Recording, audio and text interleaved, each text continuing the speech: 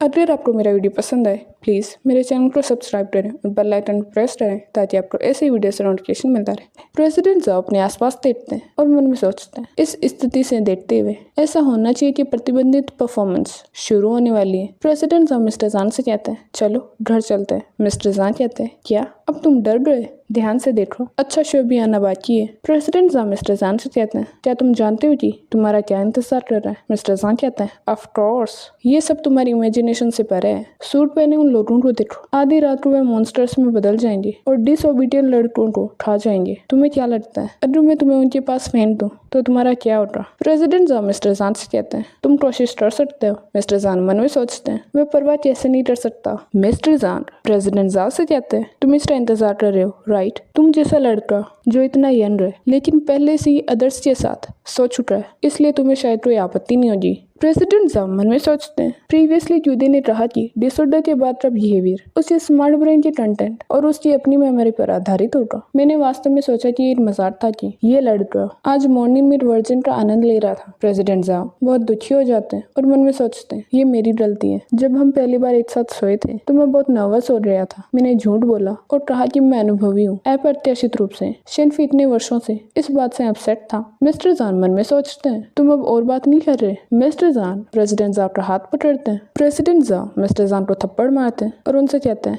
जान शेनफी अब तुम बॉस बन रहे हो। मिस्टर जान के फेस पर अंगुलियों के निशान बन जाते हैं। प्रेसिडेंट जान मिस्टर जान से कहते हैं, मेरे साथ घर चलो। पास खड़े लोग कुछ बोलने की हिम्मत नहीं कर पाते हैं। शिन शिफ्ट होता है। मिस्टर जान कहते हैं, ये बहुत अपमानजनक है, तुमने मुझे पब्लिक में थप्पड़ मारा। प्रेसिडेंट जान मिस्टर जान से कहते हैं, तुम आज रात सोफे पर सो जाओ, और मिस्टर जान को रूम से बाहर निकाल देते हैं। मिस्टर जान दरवाजे पर जोर जोर से नॉक करने लगते हैं और प्रेसिडेंट साहब से कहते हैं, मैं तुम्हें आदेश देता हूँ कि मेरे लिए दरवाजा खोलो। क्या तुमने ये सुना? दरवाजा खोलो। प्रेसिडेंट साहब साउंड कैंसलिंग ईयरबड्स पहन लेते हैं। प्रेसिडेंट साहब मन में सोचते हैं, एक ओल्ड फ्यूडल फैमिली होना ठीक है, लेकिन मुझे जान शेनफी से ऐसी चीज की उम्मीद नहीं थी। मैंने उस टाइम ये सब बस ऐसे ही कह दिया। तो क्या वो अगर ये सच है, हम सभी अडल्ट हैं, उन लोगों के लिए जिनका दिमाग साफ नहीं है, उन्हें दरवाजे के बाहर शांत होने दो। मिस्टर जान बहुत गुस्सा होता है और कहते हैं, इस लिटिल वाइल्ड कैट ने अपनी ओनर को हर्ट किया और ओनर को दरवाजे से बाहर बंद कर दिया।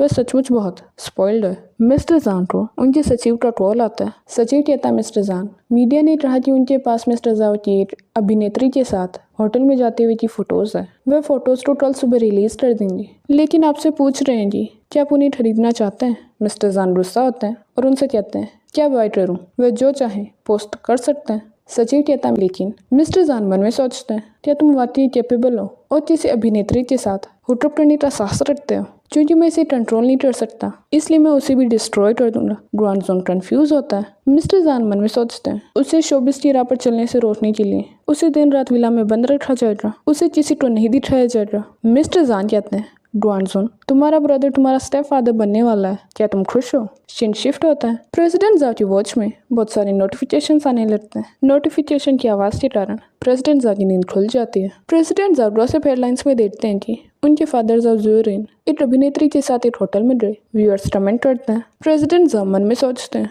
ये अभिनेत्री पॉपुलर तानकियान प्रतीत होती है। प्रेसिडेंट जान कहते हैं, पिछले कुछ दिनों में मैं सचमुच शुगर डैडी वर्ड में फंस रहा हूँ। शेनफी की प्रॉब्लम अभी तक रिजॉल्व नहीं हुई है, अब उसका ओल्ड मैन भी मुसीबत में है।